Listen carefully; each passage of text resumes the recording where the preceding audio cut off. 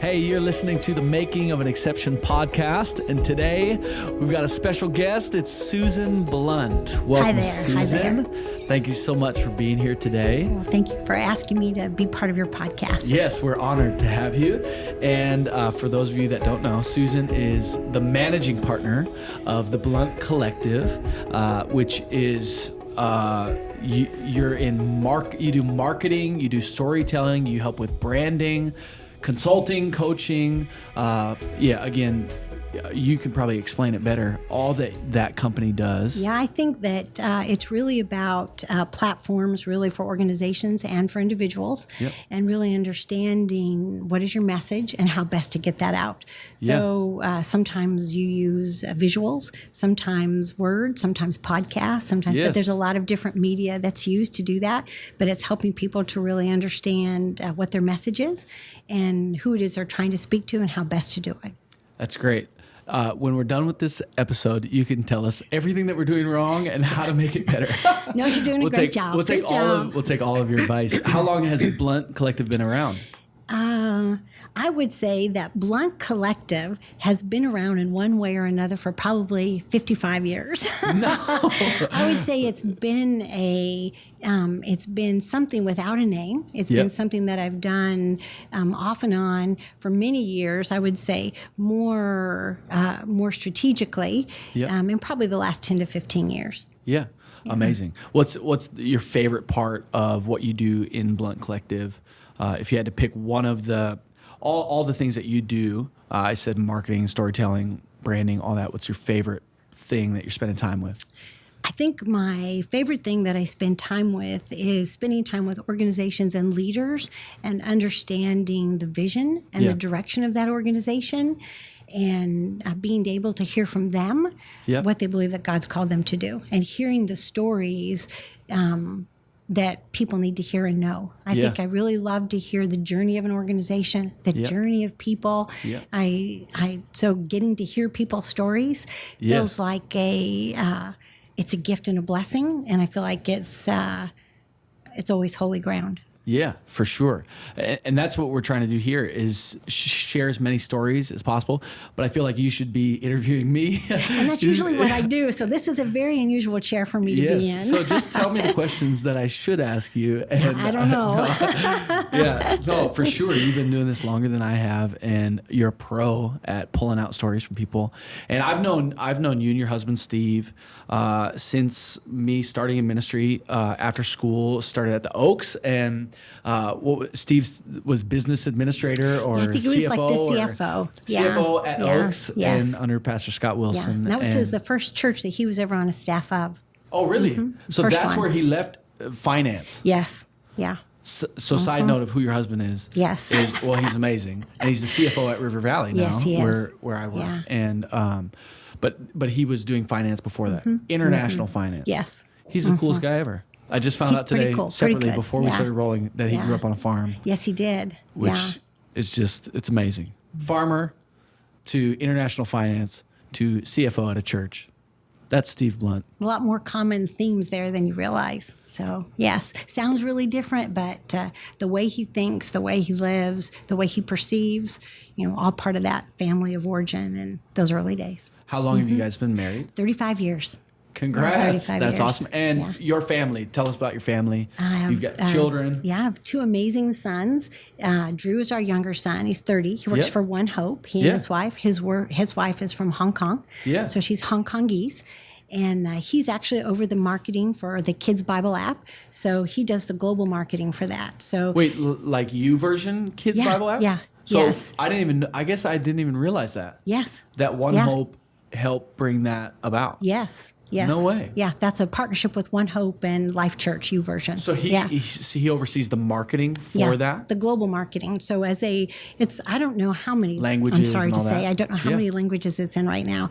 But as they do that and move into new markets, they have to find how do they, through SEO and digital marketing and all those things, how best to help people know that it's now in their market and available. And so that's his job. Are you ever consulting for One Hope on that, or does he just call you? He calls Mom, me. I need help? He calls me. Wow, Yeah. that's awesome. Yeah. And also, a separate note, is it called Hong Kongese? Hong Kongese. Really? Yes. Yeah, she's Hong Kongese. Yeah. She's from first generation Christian in her family. No way. And she works for One Hope. She's a almost a CPA, has a master's degree in accounting, came to Christ in the U.S. Yep. And so her job is she does the auditing. She's part of the auditing team for One Hope. And she's getting ready to leave for India. So she goes into the countries and audits the work and sees how the money is being spent and gathers the stories and then brings them back. So are they doing a lot of traveling? She does a good bit of traveling. Yeah, he doesn't do as much because you don't have to go to those places to figure out the marketing. But he talks with people all over the world, and they have a brand new baby. He's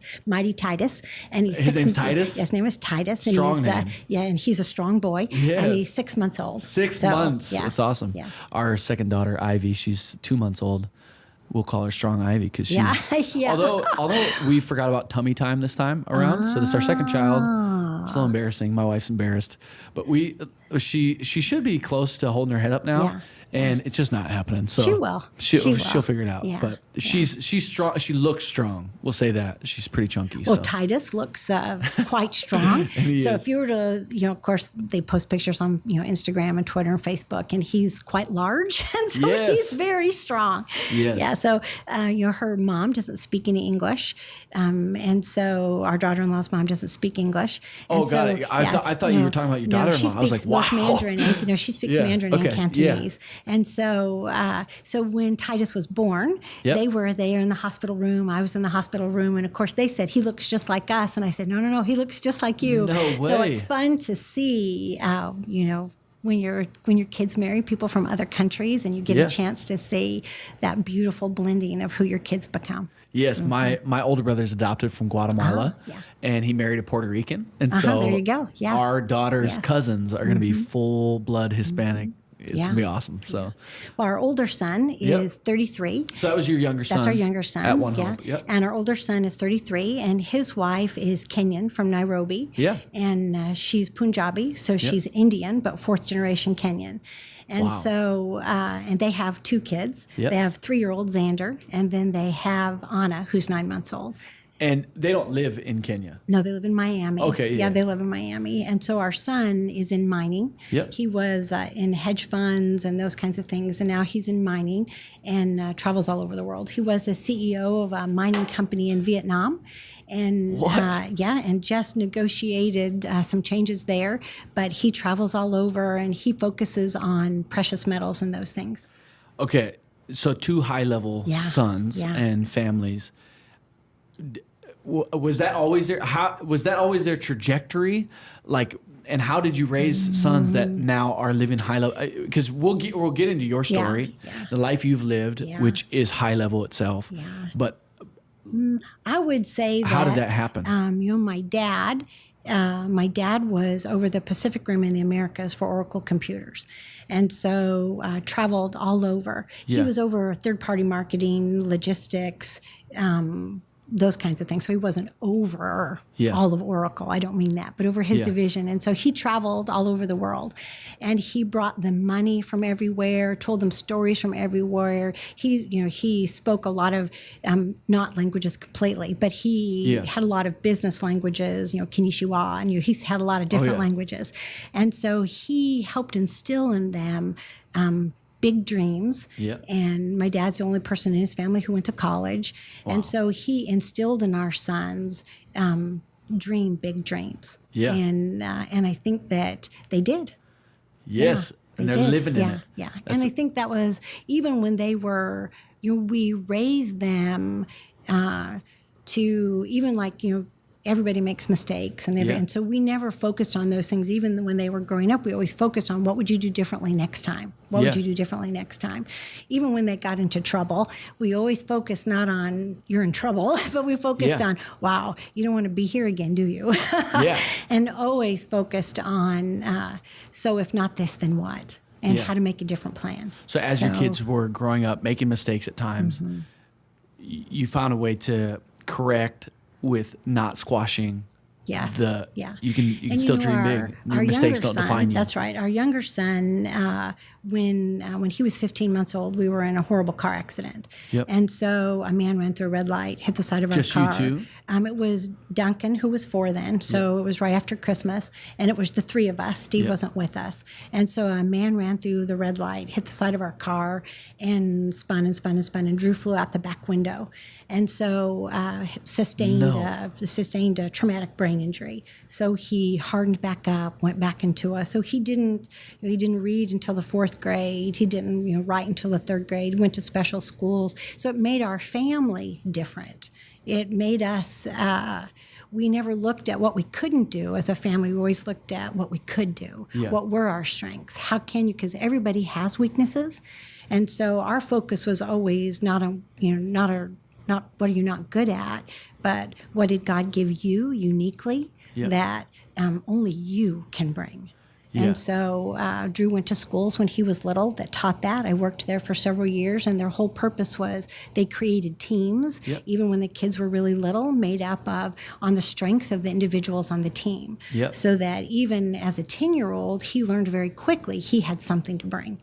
And every member on his end had something to bring. It was an extraordinary school. Yeah. What was it like for your family after that car accident and seeing, or not just for your family, but for you as a mother, seeing your child go through something that traumatic affecting him, and it has changed your child? It changed our family. Changed your whole family. Yeah, changed our whole How family. do you lead through that type of change? I mean, I just a imagine great it's being, question. that's got to be one of the most painful things you've ever gone through in your life. Yeah, and I would say the older that we get, I feel like it's Drew's story, not so much our story. Yeah.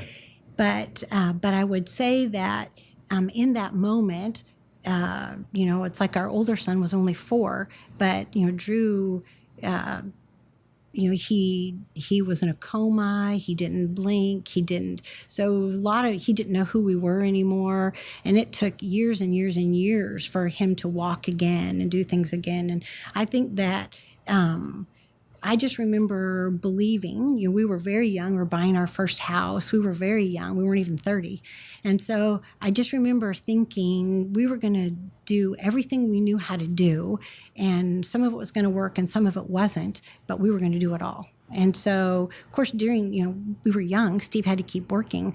Yeah. And people don't understand when you go through those kinds of things. Our 4-year-old still needed to be 4 and have people come over to our house. We were helping plant a church. Yeah. I was the children's pastor. So we had this whole life going on, and yet in a moment, everything changes. Yeah. And so we just always believed that there was going to be a way. He would have 40, 50, 60 seizures a day. I mean, we just always knew that there was going to be a way and that God would have a plan. And that's part of how his wife came to Christ, is that in college, he was telling his story. Really? And so she said she couldn't believe it could be true. How could that happen to you? And here you are, and you're going to college, and you look like a normal kid, and how can all this be?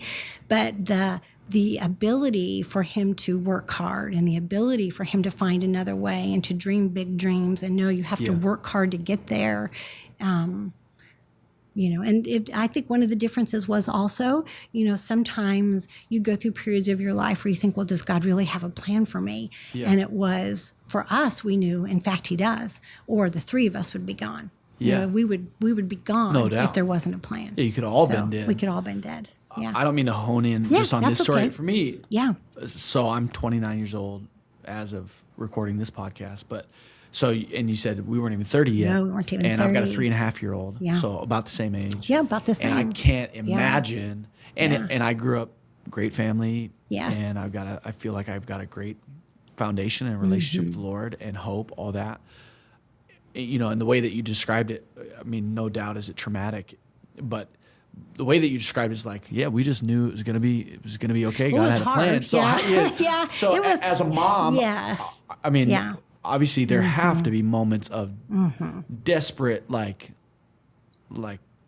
God's got to show up. This is for what this I would kid. say. I would say we saw the best and the worst of the church during that time. Yeah. I would think that people gave us the platitudes, pray So about sorry, this. pray. And people would say, oh, we went to see, Steve and Susan, and we came away stronger. We went to help them, and we came away stronger. If that ever happens, something's off. Because the fact is, we really weren't okay. And it was very hard for my faith, because if I believed that God was omnipotent, then he knew.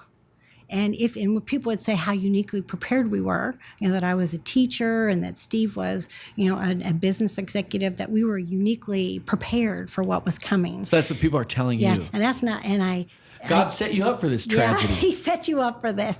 And I don't believe that to be. Yes. I believe that God walks with you through those things. And I did have to get angry and struggle and fight it out with him and shout out to him and find a way to make it okay that he loved me and he knew he was with me and somehow it was going to be okay. And it's hard because through Drew's journey has been hard. Yeah. He has to work harder than everybody. He's very, very bright, but he's always had to work very hard.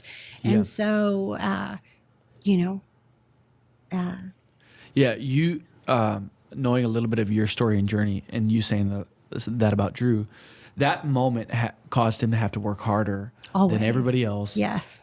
Just to get back to zero even. Yes. And then to climb from there. Yes. And praise God, I'm sure there's so many miracles along the road. So many. That have allowed him to become who he is today. But I know you can identify with that feeling of having to work harder than everybody else because of how you raise attention deficit and just some of the upbringing. I'd love for you, if you could, share what was life like for you as a child and growing up and finding that there's uniqueness about you than everybody else too. Okay. And just trying to rein in and navigate through this life. And it's just cool from what you're about to share, just how it parallels with being able to identify with your son that now has to work harder than everybody else. I think, I was born very early, only weighed 4 pounds. Yep. And Little. Yeah. Our first daughter was twice the weight. Yeah, so little. Yes. And with wild red hair. And I think that from the beginning, very attention deficit. They just didn't know that's, I'm almost 60, so they didn't know what they didn't know what that was in those days. And so they just thought you're strong-willed, wild, energetic. And they just needed to wear me out. And that's what the doctor would tell them. So very, very athletic. I started running competitively when I was 7. So my dad, we lived in California, and they signed me up, and we went to... What do you mean competitively? Well, part of it with AAU. And so I went to try out to be part of a track team. At 7 years old? 7 years old, in Walnut Creek in California. It's first grade. It was the summer. I asked my dad the other day, how old was I? He said he thinks it was the summer between kindergarten and first grade. And so, so because... Do they even have that anymore? Sorry, I keep interrupting. I don't know if they have it anymore. It's crazy. But it was... The purpose was to give my energy a focus. Yeah. and so running. How did it work? Yeah. So, pretty good. So running and sports were a huge part of my life always. Yeah. And I played every sport there was known to man, that if they could just wear me out, that possibly, but growing up in school, teachers didn't understand like they understand today. Yeah. And I understood more when I had to help my son understand and then work on his behalf, because I remember being a kid who couldn't sit in the seat and who didn't raise my hand and didn't pay good attention, and because so there's a lot of coping skills that I learned, even because reading is my passion, but even learning how to like on a textbook, how to read the end of the chapter and the questions first so that I could build a scaffolding. Even I taught myself how to do that so I could build that before I read the chapter so that I would stay focused on, but I just had to learn how to do those things because I didn't know how to do them. So I spent a lot of time. Second grade is the worst year I remember, because all I remember about second grade is how cold the sidewalk was outside of the room, because that's where I spent the whole second grade writing sentences. And wait, because you were in trouble? I was in trouble all the time. So they sent you outside? Yeah, so I would have to sit outside and write over and over and over again. I will not Are we get out of talking my outdoors? seat. Yeah. Of course, In it was the in cold? California. It wasn't Yeah. like here. Yeah. Got it.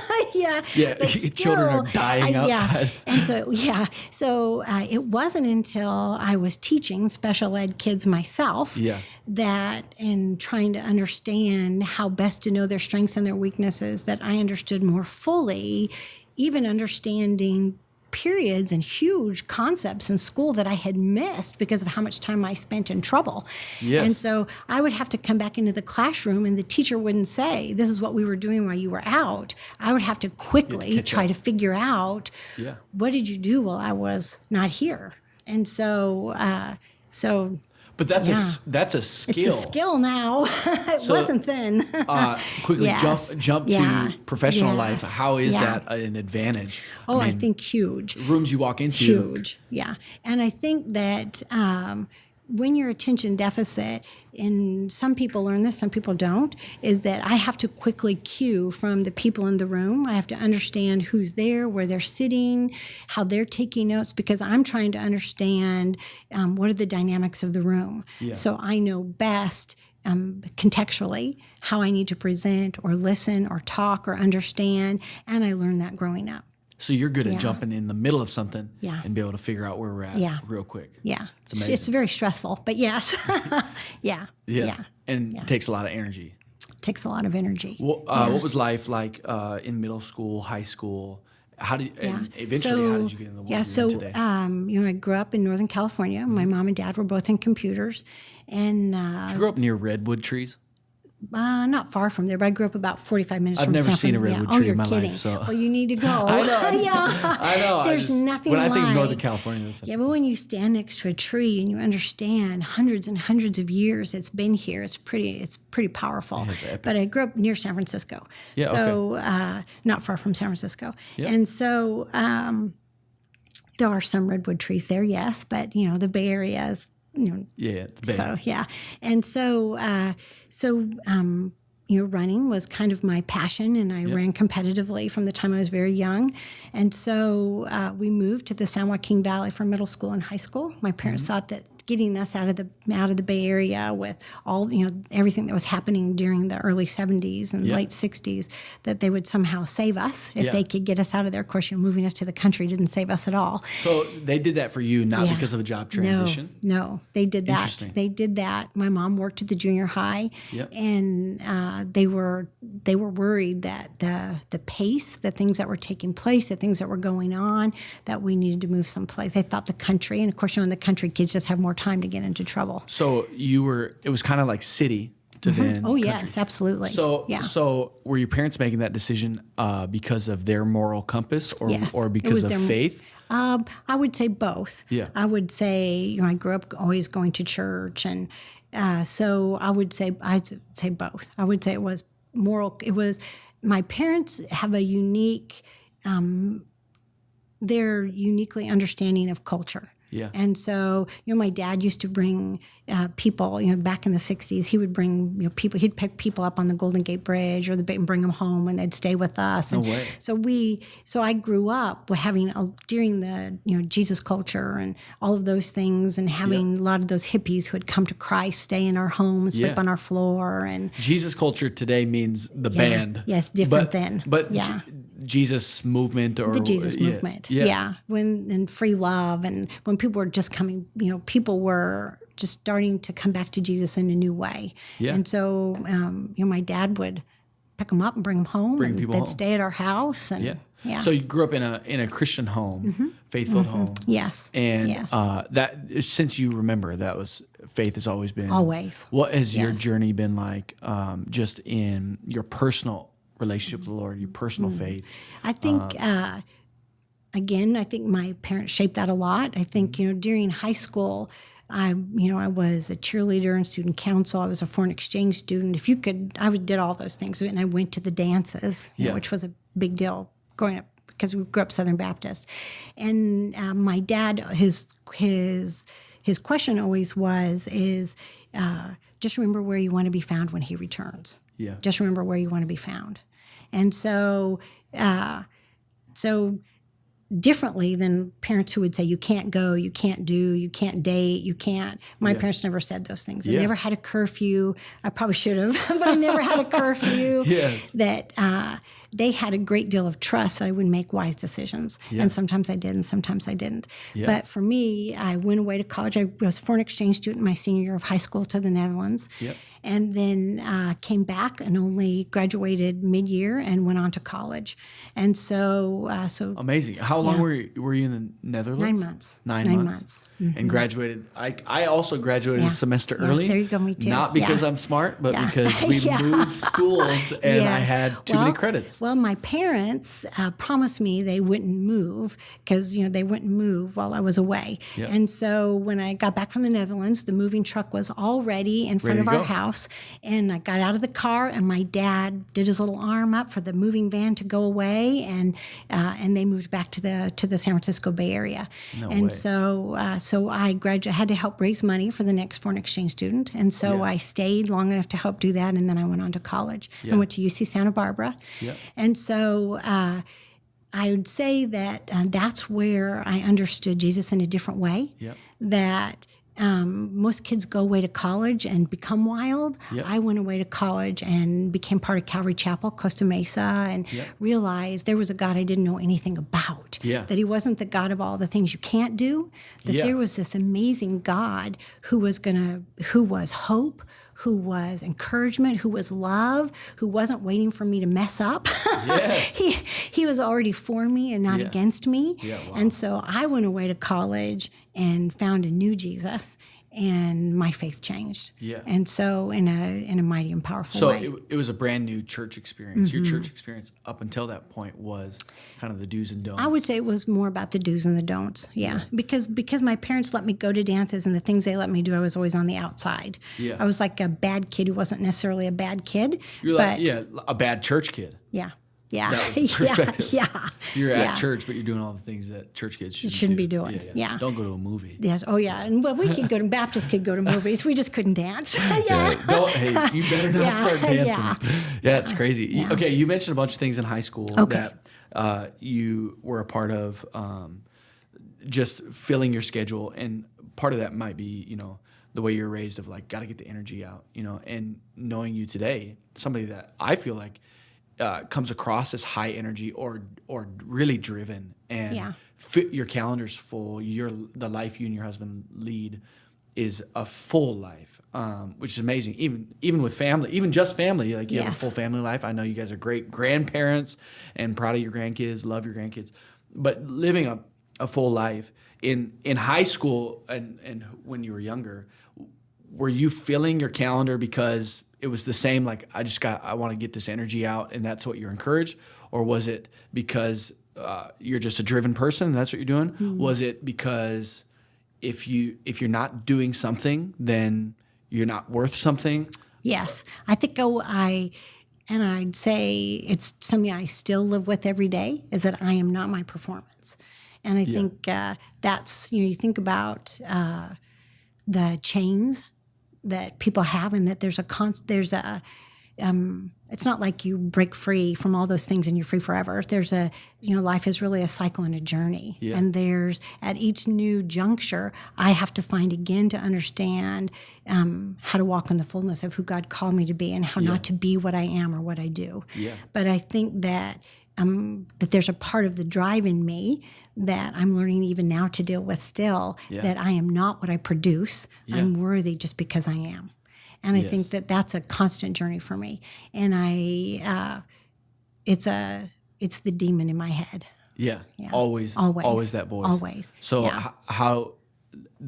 for who you are now, how have you built into your life opportunity for you to do nothing? Or it's hard. Is it just you always... I would say you're just fighting the voice. I would say that a majority of the time I'm fighting the voice. That there's I really do believe, a lot of times people believe that the battle that we have with Satan is for our hearts. I believe that for some of us, it's our mind. And I believe that my battle is my mind. And that if I can think I'm not good enough, if I'm not very sure of myself. I will always be that little kid who is in trouble all the time. And I can always see what more could be done. I could always see how to do it better. So I grew up always setting the bar high, and if I could reach it, I must have not set it high enough. And when I was in high school, I trained with the college track team, and so the coach had a time, and I was just with my parents, so a lot of this is fresh in my mind. I had a place I had to be by 5:00 in the morning on my run for that. And if I wasn't there by that time, one time, then he wouldn't coach me anymore. And so my dad said he could remember seeing the light come on underneath, him looking outside and seeing, was it rainy, was it foggy, and knowing it didn't matter if it was raining or I had to be at that certain point because I did my distance training before school and my sprint training after school. And so I had to be at that certain point on the run before school that day. And so everyone else is going to school, like everyone's, being high school kids, and I'm out running. And and then when he met me, he would hand me my workout for the afternoon.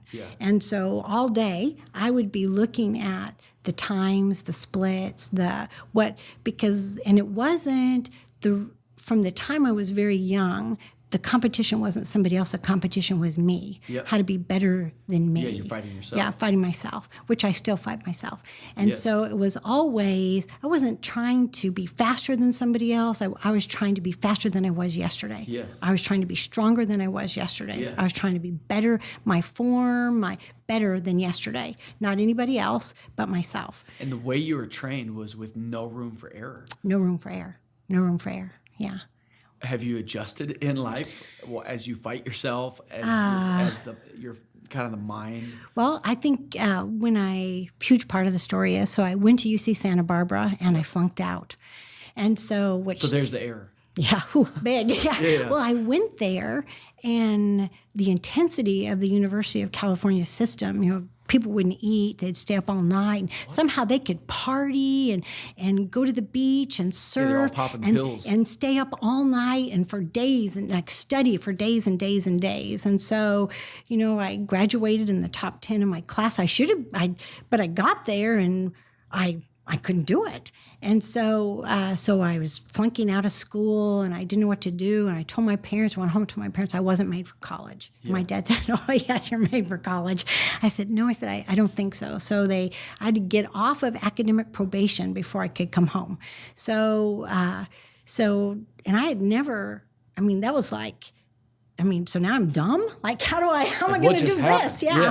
And so I came home, and my dad said, "So it's okay to come home, but now you have to pay your bills. Because at first I thought I was going to come home and sleep. I was very depressed, and my dad woke me up one morning and said, "Here's your car payment. Here's your insurance payment. I'm thinking you're going to need to get up and get a job." So I got up and got a job, and I got 3 jobs. And so I got a job doing windows for a dress store. So I was making, it was in Northern California, so I was making microchips. I was working day and night, and having to take classes because somehow, the other part of the deal was I could come home if I would take English. I had to take English so that I could, write the language. And so I think that what God has allowed me to do many times in my life, because then, of course, I met and married Steve, who's really smart. When did you meet him? How met old Steve, were you? How old was I? I guess 22. As he sits in the room and watches his wife. Yeah, I think 22. Yeah. So Steve was in graduate school, and I was on staff at North Phoenix Baptist Church in Phoenix, Arizona. And at that time was huge, 26,000 members. And I was going to Arizona State. And my deacon came over and told me, there's a young guy behind you, and he's here to go to Thunderbird, which is this very prestigious graduate school, and introduce yourself to him. He's far from home. He's from Georgia, and the Thunderbird. Yeah, Thunderbird. Yeah. So it's an international school of business. It's only a graduate school and only for international business. Wow. You have to be fluent in a language, and So very intense school. Is Steve fluent in a language? Yes, he was. Wow. Yeah. It's a conversation that's a for whole another other conversation. We have a time. lot of jokes about that, but that's Wow. another conversation.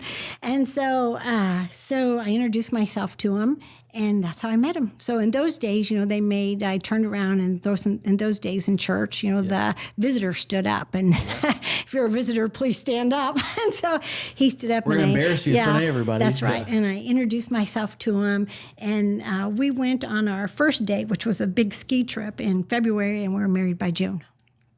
What? So it was pretty fast. Yeah. And you've been married for 35 years. 35 years, yeah. See? And we grew up really different. He grew up, in the very rural South, and I grew up, just outside of San Francisco. So God's really speaking to different. somebody listening right now. Just propose already. You never know who you're sitting by in church and who you're going to introduce yourself to. Yes. You never know. You never That's know. awesome. Yeah. That's crazy. But the only reason I went to undergraduate school was so hard. And we were living in Los Angeles, and our older son was 6 months old. And Yep. Steve came home from work and handed me the graduate school admissions papers. And he said, it's time for you to go back to school. And so I said, I can't. I'm not smart enough. And he sat with me with the GRE, the examination book, and taught me page by page by page. And so I took the graduate, records admissions exam, got into graduate school, first went to UCLA, then Vanderbilt, got a 4.0, so. You're not dumb. Not dumb. It's amazing. Yeah, but I didn't know that. Maybe I just needed a better teacher. Yeah. No, it's great. Yeah. I feel the same way a little bit. I've never been great in school, although my parents have always said, no, you can do it. You can for sure do it.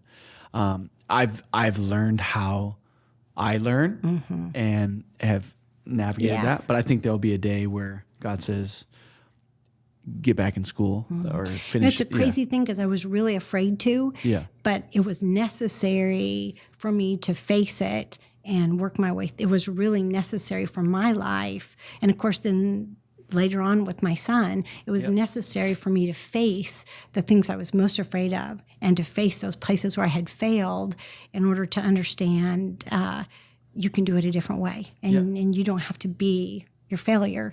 God can take this and redeem it and find a new way for you. Yeah, amazing. Yeah. What was your graduate studies? What was the degree? I have human development, so my master's degree is in human development. And so the goal was to get out of that and do what? I didn't really have a goal. Yeah, to graduate. I've always been fascinated by, because my undergraduate degree is in early childhood development. And so I wrote, my master's thesis was on the perceptual skills of infants and newborns. Yes. And so I've always been fascinated by how people learn, by what they do, how they communicate, because there's always a reason behind why people do what they do, how they learn, how they perceive, how they think. And so that was, and I don't know that I had a specific goal. I just knew I was fast. 3 times I've started my PhD in psychology, and then because we've moved a lot, I never really got to finish. Yeah. And so one time I waited 7 years before my PhD units almost ran out to go back and see again. Yeah. But there's a part of me that needs to do that, and then there's a part of me that doesn't. Yeah. And so but I think God takes those failures in our life, and if we allow him and we move into what makes us the most afraid, he can redeem those. Somebody needs to give you an honorary degree. Yeah, that'd be good. Somebody, please. That'd be good. I'll take it. Yeah, no. That's awesome. I just watched the Mr. Rogers I haven't movie. seen that yet, but I've heard so much about it. I feel like it's right up your alley. I feel like you were probably best friends with Mr. Rogers. Probably so. Seriously. So. Yeah. It is interesting to think, even what you're talking about, early childhood, like in development, that every person, even people, that are in their 60s, that they are the way they are for a reason. Oh, and always. Do you think? Always. Do you think? Do you think people are the way they are more because of how they were made by God, or more what they've gone through in life? I think it's really a mixture of those things. Yeah. I think your family of origin is really, really important. Yeah. Whether you realize that or embrace it or understand it or not, it isn't good, it isn't bad, it just is what it is. Yeah. And so I think that there's a bent that God gives you, Yeah. but that He allows you to make choices and decisions on your own.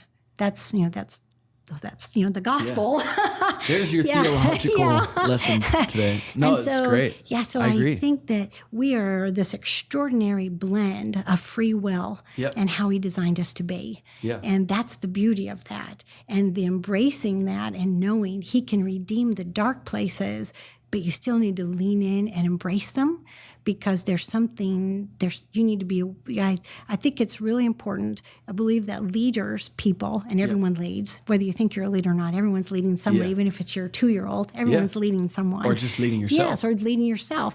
And I think in order to do that, a leader has to know themselves. Yeah. And it's important to understand that where the darkness is, that Satan is always watching and waiting. I think about the wounds of our lives, and it's like this little scab or this little place that he just will not leave it alone. And if you don't understand it, if you don't know where it is, you don't know where you're vulnerable. And sometimes we think, oh, I'm done with that. That was when I was 15 or when I was 20, or it's behind me now. But it's not. It really is woven into who you are. And so the understanding that Satan waits for that moment when that place where you're vulnerable, you're not watching, and he quietly, little by little, moves back in. It's like that water dripping, or that scab that's just, and then he waits for that moment to lean in. And then before you realize it again, you're back in the middle of that darkness, just because you weren't willing to understand. And that's part of who I am, good or bad, redeemed, reconciled, the blood is over it, but you still have to be aware that it's there. What about for somebody that's like, I'm trying to find out who I am? I don't know where to start. How do you figure out who you are? Do you have to go to school, get a degree? No. My dad's doctorate was on finding your authentic voice, and had to do a lot with family of origin. He's passionate about helping people find out their authentic voice. But where do you start? Who am I? Why am I this way? You just get a counselor? I don't know if you have an answer. Yeah, I don't know if I have a great answer for that. I think that it's a journey. Yeah. And I think that I think you have to be willing to try things that you aren't good at, things that make you scared, things that make you afraid. Yep. You have to find time to reflect. I think that a couple of things. I think it's important to have people in your life that you can ask, so what am I good at? Yeah. I think that really it's very hard. Like I can't even tell. I know I'm really short, but I can't really tell, am I? Yeah. I don't as much anymore, but I used to ask Steve, am I that tall? Am I? Because I couldn't like quite. When you see pictures of yourself? Yeah, I'm thinking, I see that, I think, oh my gosh, I had no idea I was that short. And I've been this short, since I was 10. Last time I grew, I was 10. I was tall then. And so it's really hard for us to see ourselves. They talk about how you can't hear your own voice. Yeah. That you can't hear how you sound. It's just not possible the way that God designed us. When I listen to this podcast, it doesn't sound like me. Yeah. And it won't. I mean, but I have a cold today, so. But I think it's really. I think it's very difficult to see yourself in an unbiased way, and I think you have to have people in your life that you can, and then you have to be able to reflect, listen, learn, try things you're not quite sure of, see things that you like to do. And I really do believe you have to ask God to bring people, events, and circumstances in your life that can help you to see and know. Yeah. And then you have to be watching. You have to be watching that. And Steve and I have talked about that in the past. If you're searching for it, you won't find it. Yeah. You really have to be searching for God, searching for Him. Yep. And I think that's great. I mean, what you're saying is we're bad at judging ourselves and bad at grading ourselves. Yes. Two people with identical stories, which that never happens, but one could say, "Man, I'm a 5 out of 10." Another could be like, "I'm a 7 out of 10." one could say I'm 2 out of 10. Yes. Yeah. Just because I just bad at judging their Yeah, themselves. I don't think that so when you talk about, when I talk so much about leader, know thyself, know thyself, know thyself. Because if you don't know where you're vulnerable, you don't know where you need to shore up. You don't know what kind of people you need in your life. You don't know what skills you need to learn. You also have to be willing to hear the hard things. Yep. And so if you're not willing to hear the hard things about who you are and where you need to grow, you're not going to grow. You've topped out. That you've got to be able to, and I've heard so much lately, and I believe this to be true, that you can tell the strength of the leader by the people around him who he's willing to really listen to. How many people can tell you no? Interesting. How many people can tell you no? And I think that there's something, and I think we're living in a culture where people sometimes are surrounded by people who yes them versus people who lean in and say no. Yeah. And I think that always in your life, you've got to have people. For some people, it's their spouse. Yeah. For some people, it's a good friend. For some people, it's a counselor. For some people, but having someone who you give the authority, the permission to tell you the unfiltered truth about what they see, it strengthens you. Yeah. It's hard to hear those things, but it also really strengthens you. And I want to know, I'm going to do 150% the very best I know to do. Please tell me if there's something else I can do. Do not make me waste my time doing not the right thing or doing it in a way that's not most beneficial or not. Please, I'm all in. Just help me to know if there's a way for me to do it better. Yeah. And what you just expressed to me sounds like an employee to a boss, like saying, let me know if I'm not doing this right.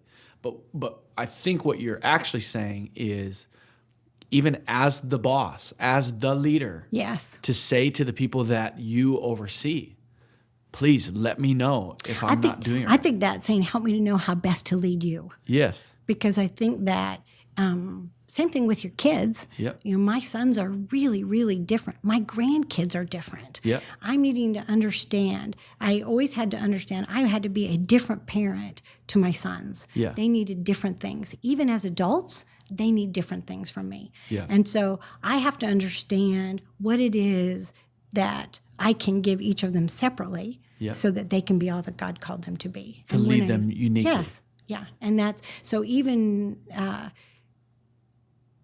I think that's just... Yeah. Do you think it's good leadership to have as many people as possible telling you no? Because part of it is like, not telling you no, but just feedback. I think no. Yeah. I think that a leader they start to be tossed by the wind. And I think that you have to choose in your life.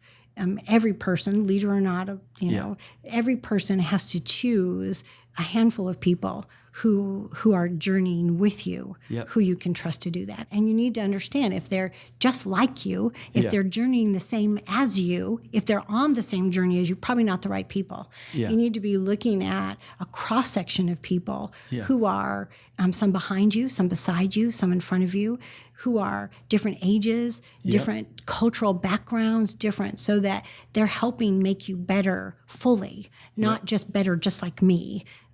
And if you're asking someone who's just like you, or you understand what I'm trying to say, you need to be looking for that group of people that you trust who can help you to do that come from a variety of backgrounds, so that you're honing those things in the best way possible. I'm not trying to be the best version of someone else. I'm trying to be the best version that God has for me. Yeah. And you get that feedback not just from people that look like you, but from all walks and not of people who just agree with me. Yeah. I think that we sometimes have to understand. I have a lot of different kinds of friends. Yeah. A lot of different kinds. And our family has a lot of different kinds of people in our family. Yeah. And they all make me better. Yeah. Because I have to understand that there's a way we're still all journeying together, even though we're really different. Yeah. And they have different insights and things I might not understand, help me be better. Yeah. And so I have to hear hard things and trust those hard things and listen to them. But you have to be very discerning. Yeah. You have to choose the right people. Yeah. Great. Yeah, I think you are an amazing leader. And everything that you say, I'm not saying that to flatter you, but and again, I haven't known you, but I've known you guys from a distance, and I've known you from a distance, and I know how many people look up to you. But even hearing your journey of upbringing and some of your education, it doesn't sound like you didn't go to leadership school. No. but you have great leadership insight. What if you didn't go to school for leadership, strategic leadership, or whatever? What has been your education to become the leader that you are? I know just your experience in life and the insights you picked up. Also, I'm a really big learner. Yeah, and so I'm constantly listening, both to secular and Christian voices who are leading. Yep. And I want to hear what they're saying, how they're saying it, how people follow them. I'm always looking to see not someone who has a title of a leader, but someone who is transformationally changing something. Yeah. And being able to understand, so how did they make that happen? Yeah. Who was the team around them? How did they choose that team? So I read everything, I listen, so the human development pieces and all those things, I study human behavior. Yeah. And I'm constantly trying to learn, so why? And I have read a lot of books, and I did all the stuff to become a coach, and I'm licensed and certified to do all kinds of, testing for EQ and all kinds of Myers-Briggs and all that kinds of stuff. I went through all this because ENFP. Yeah, that's right. There you go. Because that's what an ENFP driven to understand in the room who are the people that are here, how are they going to hear, what are they going to bring to the table, and so and I think it's because the whole understanding about being a leader is knowing. God's weaving our stories, both when you're talking about your bent and your experiences in life. He's weaving those for His glory. Yep. And there's a reason that we're here. Yeah. And so that makes each person has an inherent value, whether I can see it or not. Yeah. And so my job is to understand, so what are you supposed to bring that only you can bring? Yeah. And how do I listen and hear that and understand it? Yeah, and that's what you do every day. Yeah. In your work. Yes, it is. No matter what you're sitting down with, whether it's a company, whether it's a church, a denomination, a book, a podcast, whatever the venture is that you're sitting down and you're trying to pull out the story, the greatness, what you guys use, meta. What did you say? Meta-narrative. Meta-narrative. Meta-narrative. Epic. Yeah, the story behind the story. Story behind the story. What's that next tier of communication and language? Yeah. Yeah. And that's what you love doing. I do love doing that's that. Your passion. Yeah. You did say earlier your passion's reading, yes. But being attention deficit, how did that happen? Because there's a lot of I won't see a movie of a book I've read, and I won't see a movie that was a book. No, because you'll never double up. Ruins it for me. So because it takes me. I'm trying to think of the books and movies that are out there. Which did you see or when read? I read a book, I'm there. Yeah, it's I can see the people, I can hear their voices. So from the time, I started reading probably when I was maybe 4, and reading always voraciously. Yeah. And still do. I'm very fast, and I have a hunger to read. And so I read what I call fast books. So because I like to read, mystery books, and so I read a lot crime. I read a lot of those kind of books. Crime. Yeah. I'm into crime. I love those crime. books. Yeah. And so I have some books I read fast, and some books I read slow. Some books I read that are digital, and some books that I have to hold so that I can come back to them again and again and again and go back to those points. And I love that. Yeah, when I can read someone who's putting something in a way that I've thought but never been able to say. Yes. And I'm not a great writer. Do you have an example of that specifically? Maybe the last book you've read that this writer is expressing something through the written word that you've felt your whole life, you've never expressed? Elizabeth Gouge, and I told Steve this morning, I'm not even sure if that's how you say her last name. Sure. She's an author from a long time ago, and she's from Europe. She's a British author, and she writes nonfiction. Yeah. Oh, no, she writes fiction. Yeah. And I have a favorite book. I went through some pretty intensive counseling several years back, and we read books. Yeah. That's what the For the counselor. That's what the therapy was books. No. And so it was like it was really extraordinary.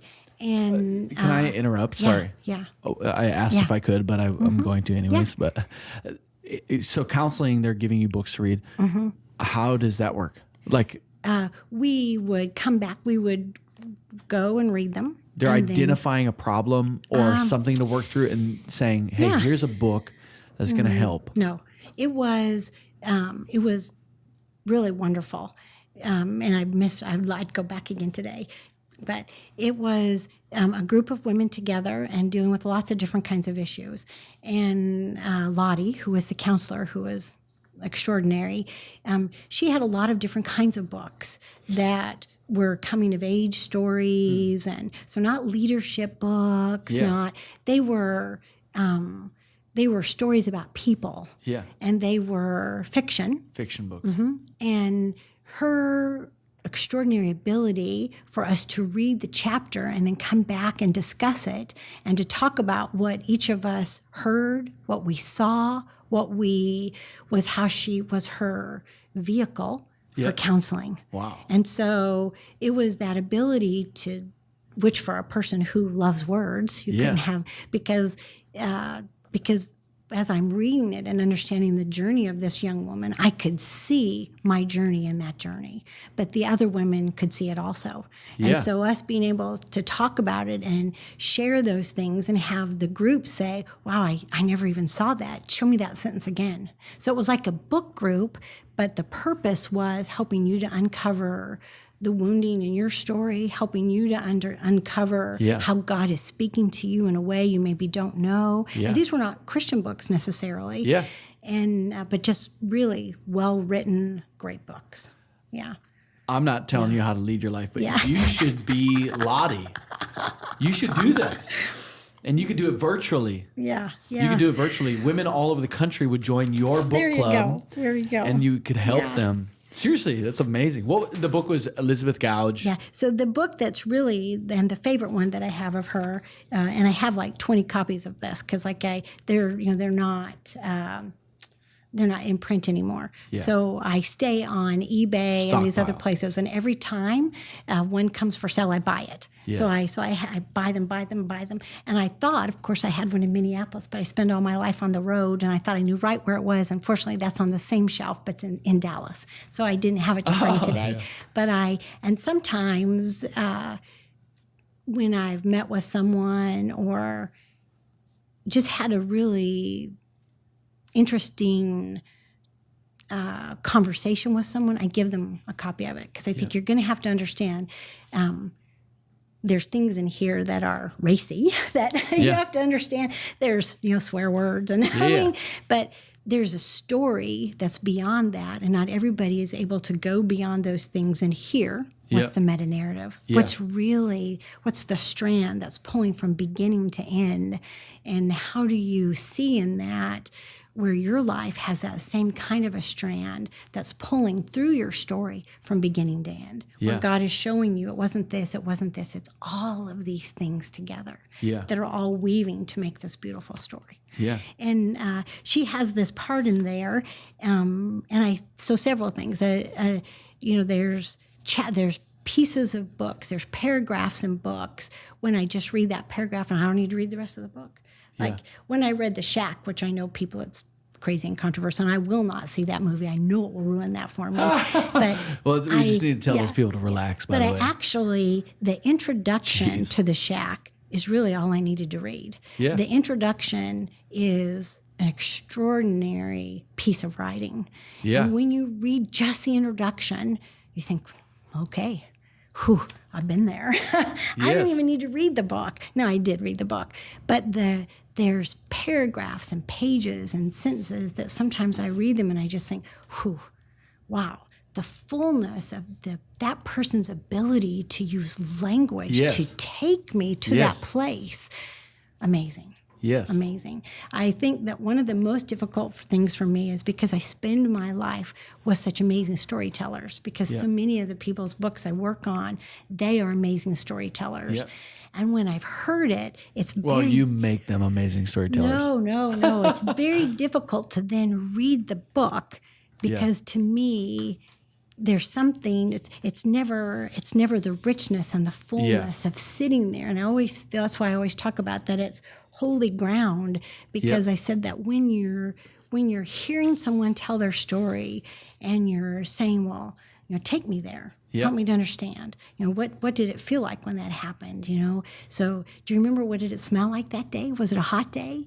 So as the person is telling that story, that you're entering into it in a really powerful way. And a great book, you enter into the story. Yeah. You enter. It's like you're there.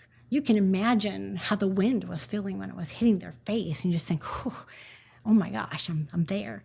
But I think that there's a longing. I moved a lot as a kid. Steve and I have moved a lot. I'm very attention deficit. I go very fast. You guys live on planes. We live on planes. I go 100 miles an hour, but there's a longing inside of me for a belonging. Yeah. And I think that when I read that book, let's see, Steve's trying to help me find that particular passage, but it's the different one, Steve. It's about home. But she talks in there, it says, and I'll paraphrase it, there's a point in the book where one of the people is asking the lead character in the book, so where is home? Yeah. Where is home? And people ask me that a lot. So where do you live? Yeah. Where do you live? And I think, I always look at Steve and I think, so where do we live? Where do we live? Because we live in Minneapolis, but my heart is in so many places that it's hard for me to know, where do I live? Yep. And she talks about our home, our special country is for all of us the place where we find liberation, a difficult word that tries to describe something that can't be described but is the only thing worth having. Yeah. And so it's like, she goes on there to talk about that home is in your heart. It's a place in your heart. Yeah. It's a feeling of where you feel, then this is where I'm free. Yeah, it's amazing. A feeling where you can breathe, where you can be, where who you are, and you're known. Yeah, I think people have such a desire to be known, not known like social media, but to be known. Yep. Where you're sitting at the table with people and they've journeyed with you and they know you and you know them, and there's a longing for that. Yeah. I know that what you're describing is that you can feel home no matter where you're at in the world because of what you just described. Is there a place on planet Earth that you feel that way? Like, because sometimes it's like, think of your happy place. Like, I think of Western Montana because that's where we went as kids. That was vacation. And so when I am trying to, if I'm in Minneapolis and I need to calm down or I need that feeling of home. Like I think of that place. Do you have a place that you think about, or that when you think of home, I know you can feel home here. Yeah. And maybe it is the North Loop, Minneapolis. I don't know that. I think if you're thinking about, I'm almost 60. Yep. I'm 58. Yep. And so, what does that mean at this point? Because most of the people who are 58, you're in a really, really different season of life. You're winding down. Yep. Most people are already talking about retiring, and they're trying to move to where their grandkids live, and they're just in a really different season. Yep. And I feel like that I'm in a season where some of those longings, he's shaking from me. That there's something different that he wants that I don't quite understand yet. And if my home is in him, that's where he wants my home to be. Yeah. And it's not a place. It's not I love the beach. I love the ocean. I love when I'm with, and I don't know, my other two grandkids are smaller. Yeah. They're littler. Yeah. Xander is 3. I am most me when I'm holding his hand and we're just walking and talking. And when we're sitting down, one of the things I love to do with him is to sit down and say, on his front steps and say, what do you hear? Yeah. And for us to just listen to the silence and say, what do you see? Because I want him to know and understand not the pace of life, but the things that life is made of. Yeah. And so, no, that's great. Yeah. Does that, yeah. Yeah. I think the answer, I love your phrase, where you're most me, where I'm most me. Yeah. And I think it's just people listening, like, where are you most yourself, and can you, I think there's people too, like, and sometimes I feel this way, that sometimes I can be most me, but I can only do that with me.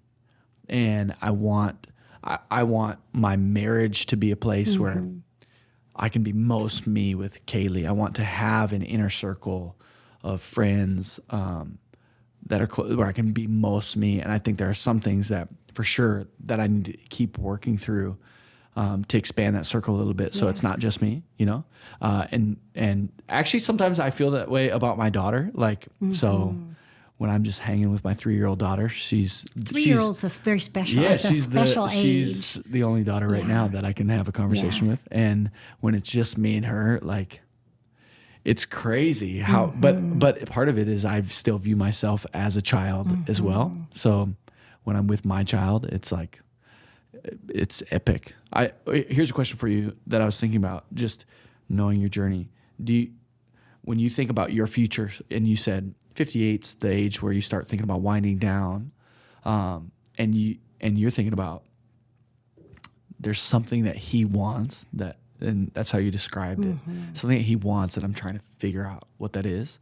Is there a fear at all that you're not gonna find that out, or is there he's gonna bring it to me? I think that it's really important to be positioning yourself for God to be able to use you in your very best way. Yep. And where I am in my age is that a lot of times, and River Valley talks about this, and other people step into the yes. Yeah. And I think that I'm at a place where it's that obedience is about the no's. Yeah. Obedience is about what do I need to cut out? Yeah. What do I need to not do? How do I position myself for whatever this next season looks like in a different way? Yep. And so it isn't as crazy as it sounds. I spent a large part of my life being afraid of the yeses. And so, and stepping into those and knowing that each time I put my fears and doubts and did it anyway, that he did, because I very rarely did anything I ever knew how to do. Yeah. And it's really better, because then it's more covered in prayer. If I already know how to do it, you probably shouldn't have me do it. If I don't know how to do it, it's going to drive me to my knees. That's always a better place to be. But there's something about this season that's about what am I not supposed to do? What's not mine to do? So that it will position me, leave time for me to do the things that he has for me that are only mine, that the journey to this point was about. And the more I'm not afraid to say no, which is so funny, because you're always afraid to say yes is no. Yeah. And I think the more that I do that, the freer I'm going to be inside, the more I'm going to be able to hear, and this is what I have for you. And no doubt, whatever that is, that's going to be frightening, fearful, and wounding, and all of those things together. But at the same time, it's that ability to see there's something greater coming behind me than ever went before me. And I really do see, I use the hashtag a lot, live a legacy. It's not leave a legacy, it's live a legacy. And it's that understanding. I want to be sure that everything I'm doing has something behind me that's coming, that the things behind me, the people I talk to, the things that I'm building, growing, that they're going to have a bigger meaning than this moment, that they're going to have a life beyond that. Great. What are you excited about over the next 10 years? Like when you dream about, I mean, right now you feel like it's positioning. So saying no to some things to position you for whatever it is he has for you. But maybe there's some things that you do see that you're excited for over the next 10 years.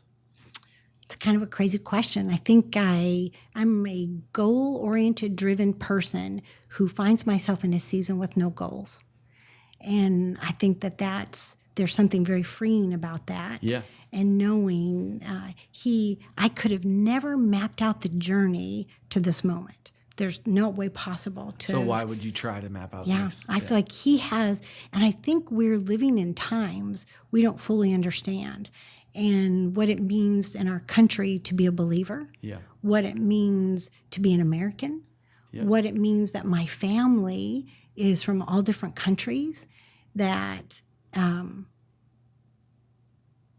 I just feel like I can't know where he's going and where he's going to take me. I just want to be ready. Yeah. I just want to be ready. And I want to not be afraid, and I want to be not afraid of people who don't think like me or walk like me or talk like me, because I believe the best way to be Jesus is to simply be love and to be me. Yeah. Does that make any sense? Yeah, 100%. I think I'm amazed that you're saying it. I know people that are your age, and I don't mean old people, because you have a lot of life and things that you're going to do amazing ahead of you. But I think your generation can come across as afraid of everything different, and afraid of change. And that might be my bad judgment too, that's saying that. But I'm really grateful that you're saying that is let's not be afraid of what's different. Let's not be afraid of change. Let's not be afraid. And partly because we don't understand the days that we're living in and how fast things are changing.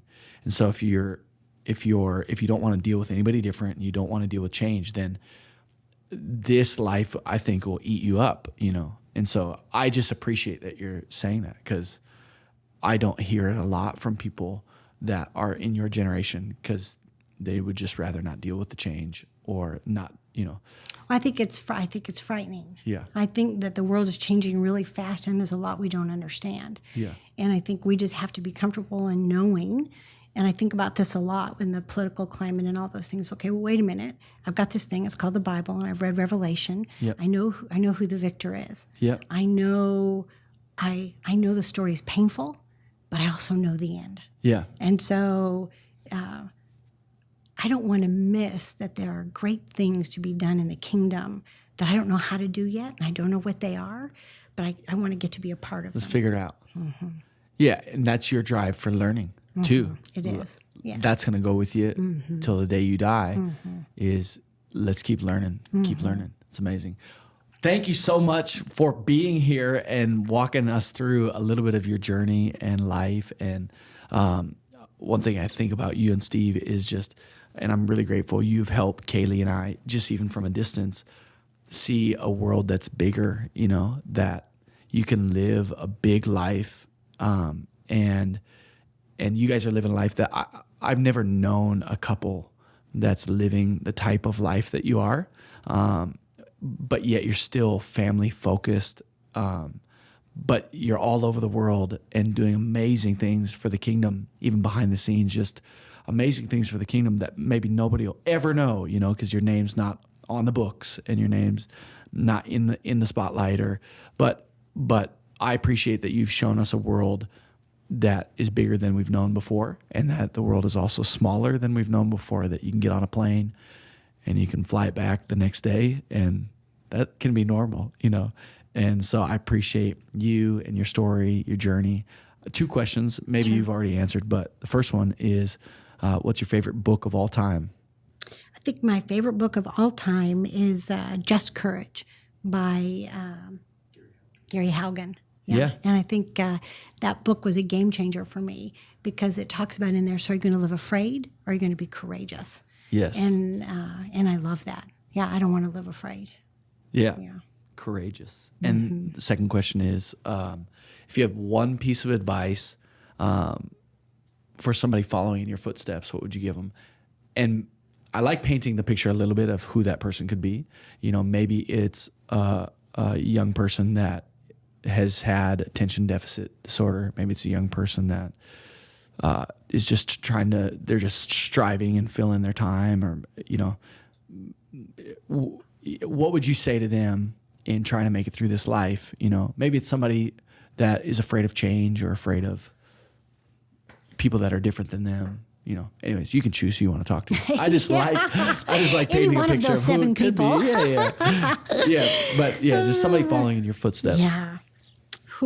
That's I feel very cautious about giving advice because I feel like I made a lot of mistakes. I found myself in a lot of places I didn't intend to be. I think the important thing to remember is that God can redeem wherever you are. Yep. And that he has a plan for you, no matter how dark it seems, no matter how lonely you are, no matter how far from God you are, no matter how desperate you feel. He designed you. There's a purpose, there's a reason, and he can redeem those darkest places. Yes. And I think to know you're never too far, and there's always a plan.